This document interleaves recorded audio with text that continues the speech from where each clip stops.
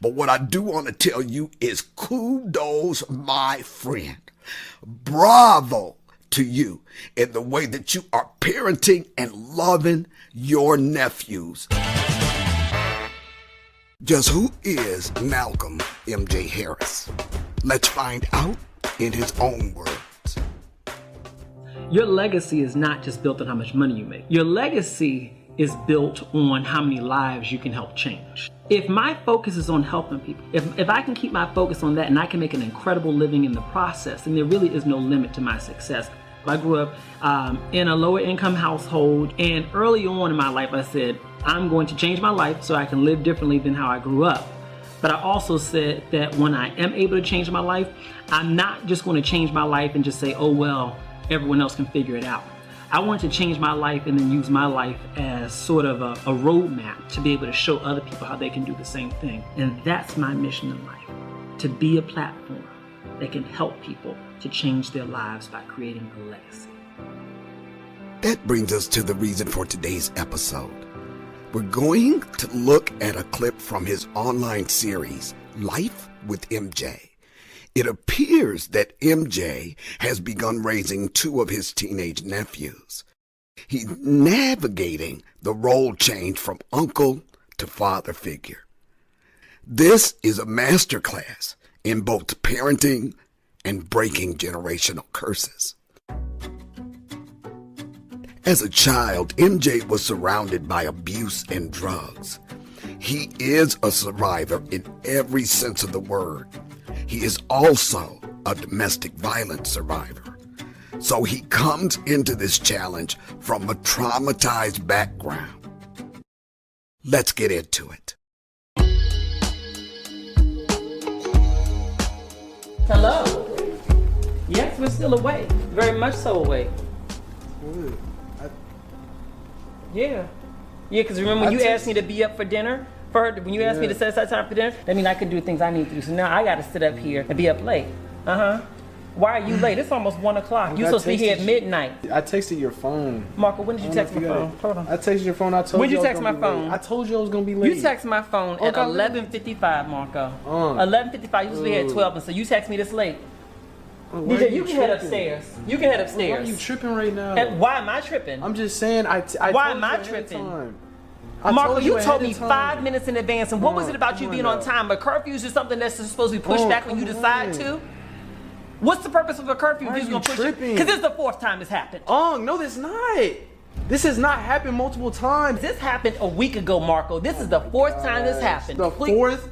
The 4th. No, this is not the 4th time this happened. So how many times has it happened? I'm not even. How many times has it happened? Every single time a girl comes around, you always want to trip. Every single time you have an issue. Every single time you break curfew. Every single time. Hold on real fast. And you won't listen to me today. No, yes you are. I swear to God you will.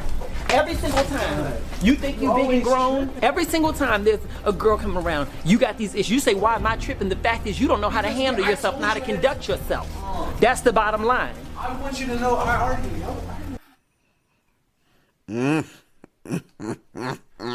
Oh, look, let me tell you something. Back in the day, I wish I would call myself running from somebody. My mother would not have had that. That would have been my last run, period, full stop.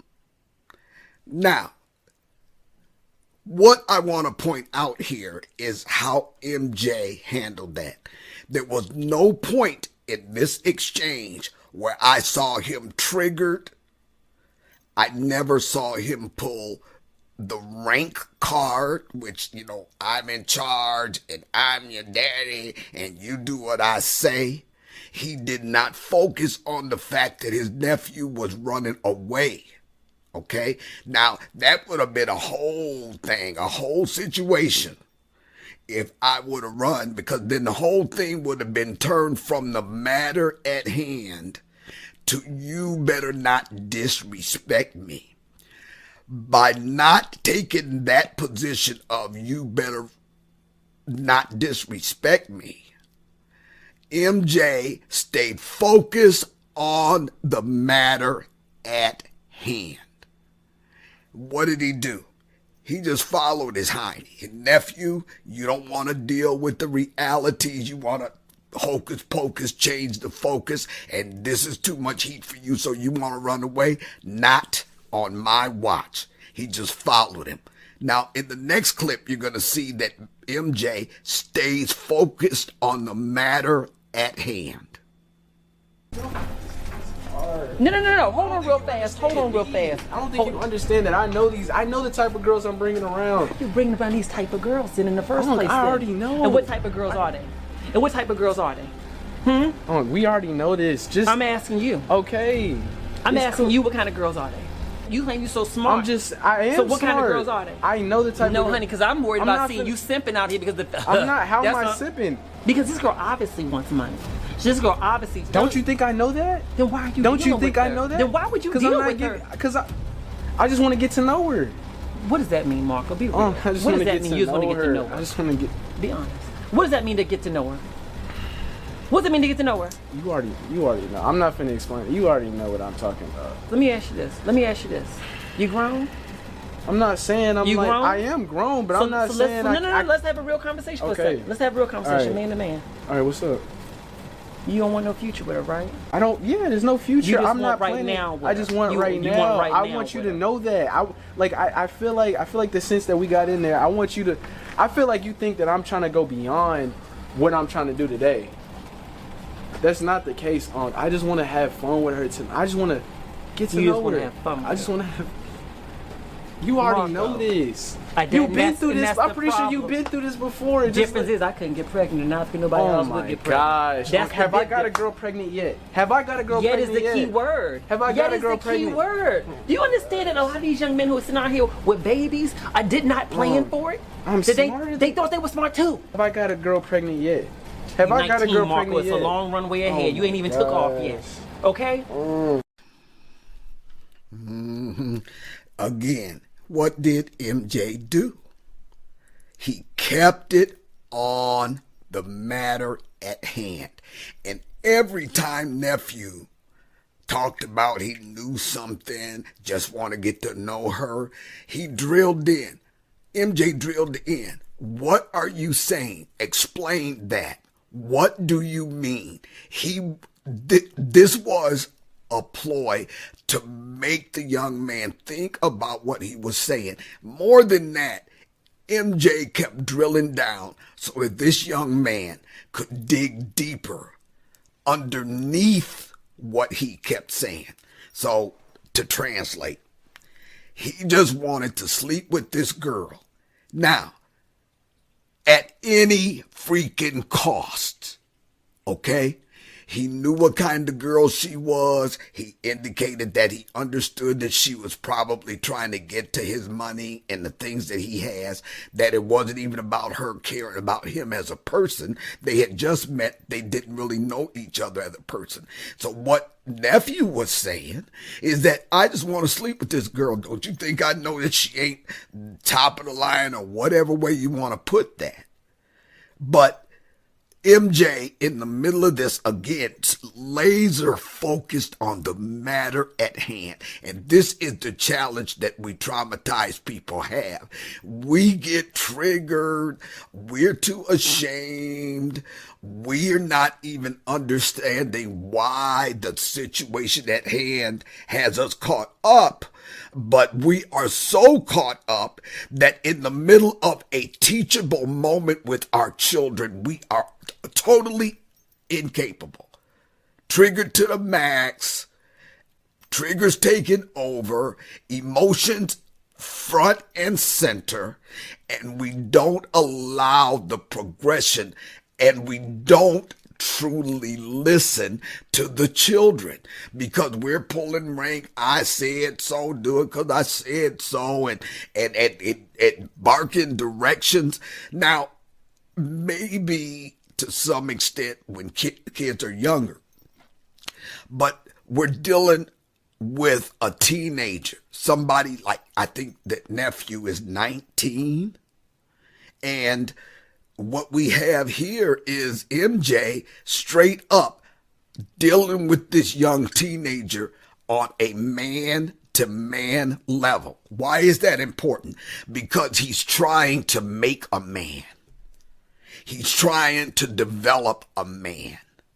This is perfect. You will note in the next clip, I want you to pay attention to how MJ listens. Note how he listens. He's got plenty to say. He's drawing the boundaries. But when he says what he says, he's coming straight from a place of total authenticity. And he's coming from a place where he's not in the middle of a trigger, okay? Which lets me know that MJ has done some healing from his own past. But what I want you to pay attention to is how at the right time, he just shuts it down. He's clearly engaged eye to eye with his nephew, and he is actively listening to what the young man has to say. Come on. Can somebody please give me a tissue? Can you Please. shit? I don't want you to cry. You don't I'm understand sorry. this, I Marco. understand. You don't understand this. No, what you don't understand is that's the problem. You think this is just a game. You think this is just a game. And what you don't understand is that this is your future. And that's what I'm afraid of. You can tell me I'm being unreasonable. You can tell me I'm being whatever it is you think I want, that you think I'm being. But the bottom line is this, is that your future can fall apart with you making the wrong choice. And you don't see that. And I'm fighting like hell for your future. And I've never raised a 19-year-old. I don't know what to do. I don't know what to do. I'm doing the absolute best that I can. And maybe I'm being overbearing. Maybe I'm being controlling. Maybe I should loosen up. I don't know what I should do. But what I do know is that when I see that kind of stuff, you're talking about, well, I just want to have fun with her. There are young women to have fun with who have more to lose than she evidently does. If someone has less to lose than you, then they will take everything from you. You believe me when I tell you that. If you want to have fun, fine, be 19. I'm not here to tell you what to do and what not to do. Be a human. I did. God knows I did. But the bottom line is this. Find a young woman who's got less to lose than you. Let me just tell you this, okay? She popped up in this house dressed like that. Dressed like that. She coming around me acting like that. She don't even respect you enough to at least have some decorum. And she can at least have some dignity when she's in my presence. Okay, what did we see here? How do I unpack this? First of all, this is called a master class in parenting through trauma. Total transparency, total authenticity, total coming from the heart. He was real with this nephew. He was so hurt. He said, I'm fighting like hell for your future. Let me tell you why that's a powerful thing in this matter. Nephew, 19 years old or so. We used to think that by the age of 18, that the brain was fully developed enough for teenagers to make sound life decisions, sound daily decisions. The research has shown that nephew's not going to even be there. His full frontal lobe development is not even going to be complete until he's 25. 25. So at 19, you're not connecting the dots. You're not even capable from a brain physiological standpoint of making sound decisions based on sound judgment, because you don't have the capability just strictly from a physiological standpoint. And so what MJ is doing is, okay, you're not there yet, so let me put you on game. Let me tell you, I'm fighting for your future. I cannot tell you how powerful that is for MJ to be in this young man's life right now at this point in his life. You note that MJ said, God knows I did. He's telling the past. He's not clamped down on the past to the point where he is ashamed and stuffing stuff. That's what trauma does to us. All my fellow trauma survivors out here, you already know There's a lot of stuff that if you haven't healed enough yet to be able to talk about, there's a lot of stuff that you don't talk about. And if anybody broaches that subject, you're going to go off and fly off on some emotional tangent because you aren't ready. But when you're parenting through trauma and trying to break generational traumatic patterns, you have got to heal enough and got to be able to use that to the point where you can be upfront and honest with this teenage young man, in this case, that, yeah, I made those mistakes. It's not about, again, the power play. The power play never worked with me growing up. You do what I say because I said do it, and I don't want to hear nothing back. Not even the fact that you didn't do it, because now you alibi Ike. This is what I got from my mother. And MJ's not doing that. He's being totally forthcoming. This young man has come from, talking about MJ, he's come from a traumatic past. He has even had, as I said in the introduction, domestic violence in his past. He's been the victim of domestic violence. And so he is obviously processed all of that enough that he can come straight from the heart with this young nephew. See, it's that straight from the heart communication that changes lives. What did MJ say early on when I did the introduction on him? His whole basic meaningful reason for being is to change lives, to tell others how to leave a legacy. That is clearly one of his defining values, one of his personal values that he clearly has front and center in his life, whether that's in his professional life or his personal life. And because he's all about legacy, all about helping others, that's so real in this man that is playing out in his relationship with his nephew. Now you got to understand, what did he say? He said, I don't know, I've never raised a 19-year-old. I don't know, you might want to say I'm being overbearing, controlling, whatever. You can say what you want to say, regardless of the fact that I may not have any experience here. One thing I'm standing on, and that's without compromise, is that I'm fighting for your future. Powerful stuff, because this young man's incapable from a physiological and developmental perspective. He's got his uncle daddy, and yes, uncle/daddy, right there on his side. Trust me, it's evident to me in this exchange that he has developed a relationship with this nephew. And it's only once we have developed a relationship that we are able to intervene in these things. At no point in the next clips are you going to see him compromising that. MJ ain't compromising that. There's going to come times I'm going to have to tell you, whoa, nope, not doing this today.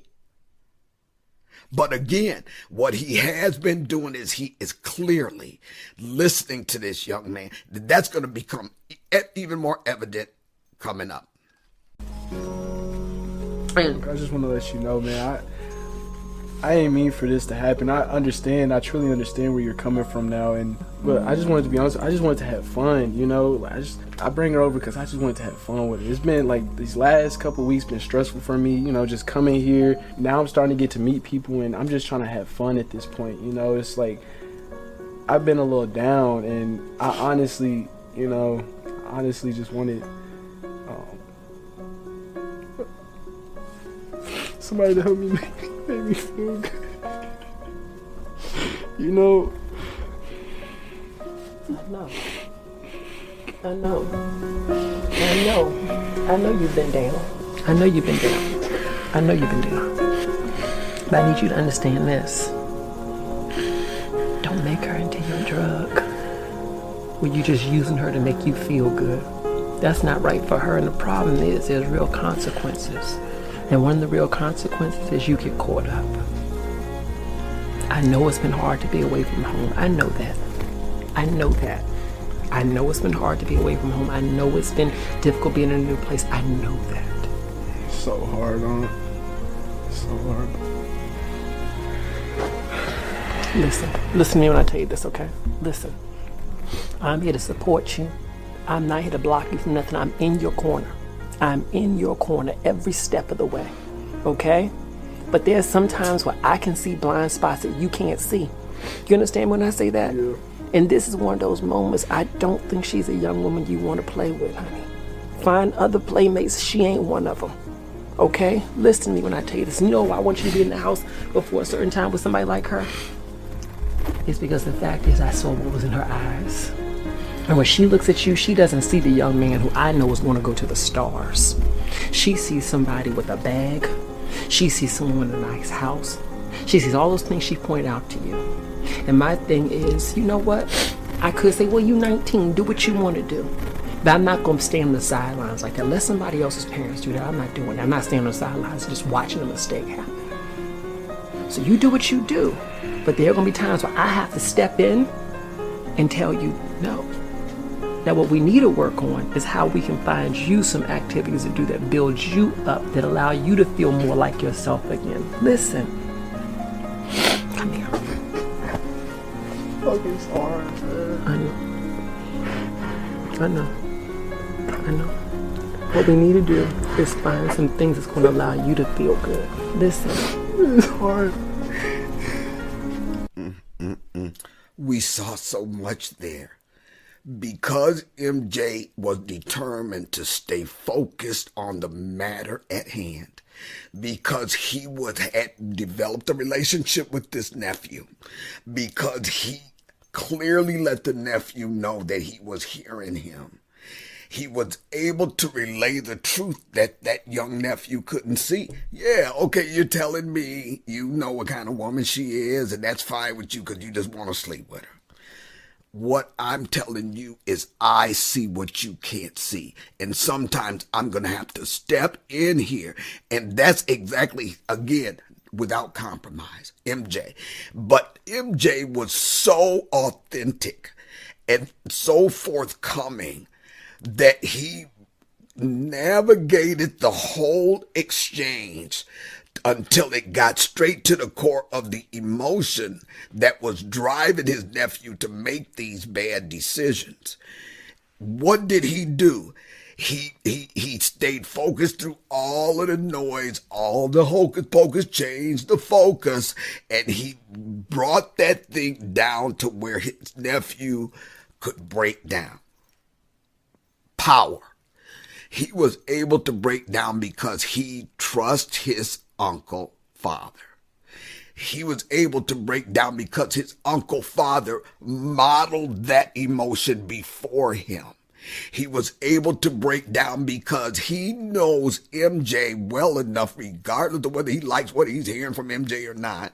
He knows MJ well enough that he knows that he can just break down and be vulnerable himself. His uncle has modeled that. And what do we have here? We have a young man who's struggling with a life change and feeling kind of scared and lost and overwhelmed by that. And his uncle was masterful enough to bring this whole encounter to a point where that young man got through it and down to the emotion. And then what did MJ do? He embraced him. He affirmed him. He acknowledged that pain and comforted his nephew by letting him know that, yeah, I see that. I understand that you're dealing with these things. Then at the end, he gave him some powerful advice. So in other words, he can see things in this young lady that his nephew did not see. So what I've learned about MJ, and I've just found this guy in the last week or so, but what I've learned about MJ, he has a strong internal intuition, and he can read people and see them coming. Now, the reason he has such a keen discernment like that is because of the healing he's come through, the way he has addressed and faced his past trauma. Because I've said over and over again to my fellow trauma survivors that that trauma will shut down your intuition to the point where you totally always question and ignore your gut. MJ has healed enough that as this nephew's parent, he's able to utilize that and express that. Yeah, I've done that, but we're not going to do this here. I'm admitting that I used to use people to make myself feel better, but that's not fair to this young lady. That's not fair at all. And he's going to train his nephew a different way. Then finally, he brings it around, and now we've got to find some other healthy activities to build you up. To build you up. Now, in the next clip, he brings it all home. Let's listen to that. It's hard, Unc. I just want to let you know, like, and I didn't mean to be disrespectful how I was to you, because I know, like, at the end of the day, your intentions was to allow me to, like, to not be hurt. And I just want to let you know I'm grateful for that, you know, but it's just been hard for me personally, just, you know, just adjusting to being out here, just being alone, you know what I'm saying? Like, you know, I got all this, I work so hard. You do work hard. You know, I'm doing my thing at such a young age, and at this point, I'm just like, it's something that felt good, you know, like, it feels good, but I know that, like, I'm being taken advantage of. And all company ain't good company. Can I share this with you? Listen, I went through a time in my life, too, where I used people for my fun and my outlet, and I made a lot of mistakes. Heavy is the head that wears the crown. That means that to whom much is given, much is required, and you got a big life ahead of you. And that means sometimes you're going to have some tough moments where you may feel alone because you're working so hard towards your future, but you won't regret this. Okay? Take some time off. Why don't you take off the rest of the week? Find some things that's fun for you.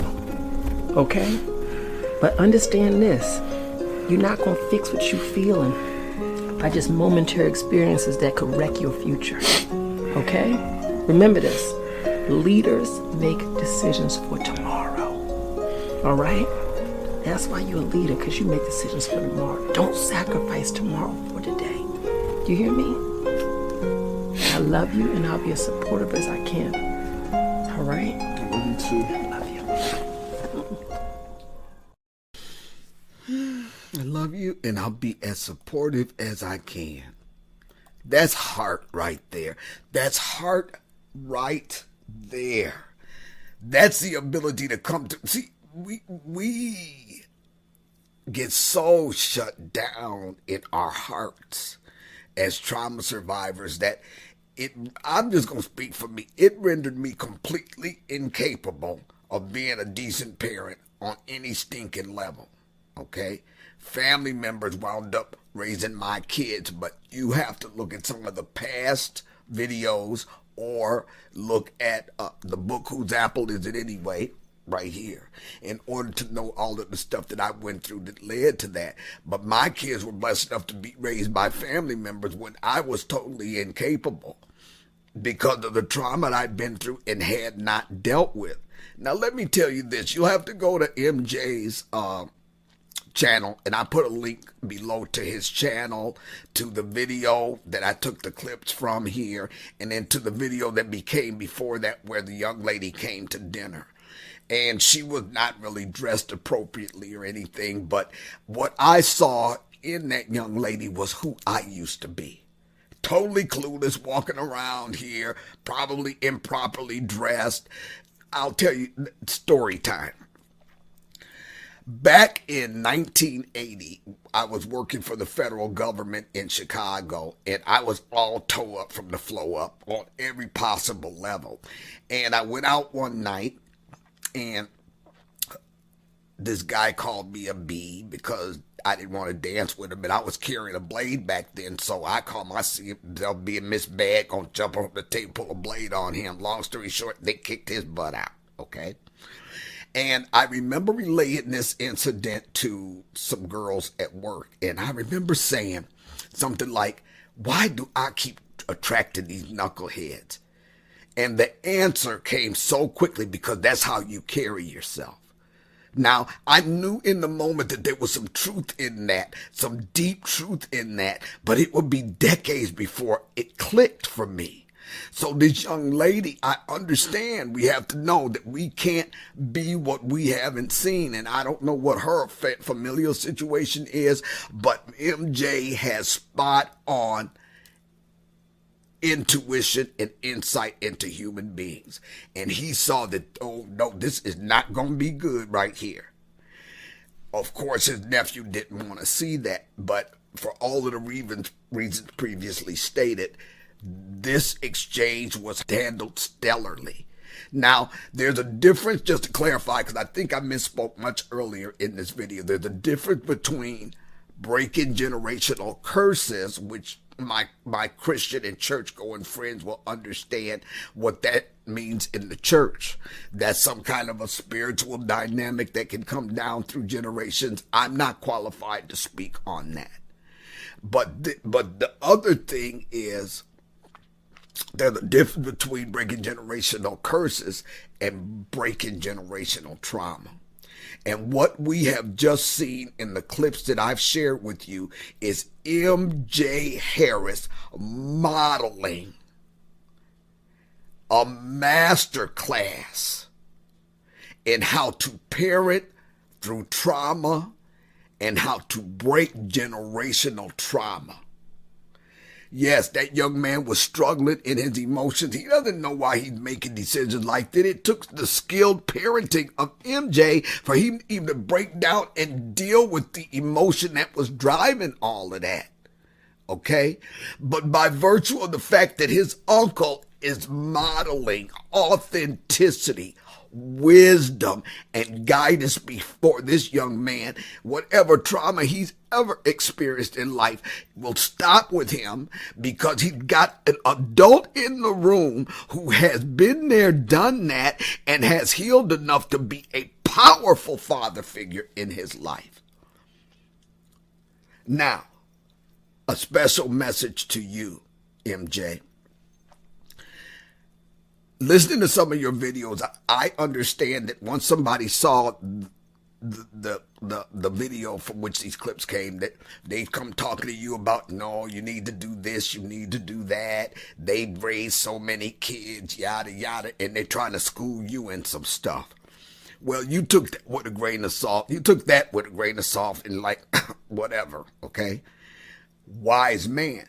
Because what we have to understand out here is that you can raise a bunch of kids and raise a bunch of kids wrong if you raising them while you in the middle of some kind of serious trauma that you haven't healed from. So it's not about how many kids a son of a gun raises. I know I don't have to tell you that, MJ. But what I do want to tell you is kudos, my friend. Bravo to you in the way that you are parenting and loving your nephews. Whatever you've done in order to heal from your past trauma, hallelujah. Because the way you handled this situation in these clips, stellar. God bless you. I will be praying for you to be safe and sound, and for God to continue to bless you in all the ways that matters most. Because whatever reason these nephews are in your life right now, that's God orchestrated. Don't you ever believe that that's by accident. The timing of this, God orchestrated, because all of the destiny you see in your nephew is coming straight out of the heart of an immutable God, and destiny cannot deny any of us. It's etched in spiritual and universal stone. It's etched in eternal stone because it comes out of the heart of that immutable God. And that shall be what your nephews will both see in their lives. God bless you for being a catalyst to that. I hope one day I get to meet you. I would be more than honored. I just found out about you a week or less ago, and I am totally engaged, my friend. I certainly hope we'll see more of these episodes coming from you. I appreciate what I know to be true. The authenticity of who you are, your values, and your focus in life, in your business, and in your personal life are undeniable. And the fact that you have determined that that's the path you're going to walk regardless of anything that happens is just a perfect example of how all of us trauma survivors should begin to live our lives. I'm Dr. Linda F. Williams, and you know what I'm getting ready to say. Always remember, your greatest power is realizing the truth of who you are. Know that truth. Okay, you guys, talk me up. Talk me up. Share the video, like the video, subscribe to the channel, and also consider the membership below. Just hit the join button.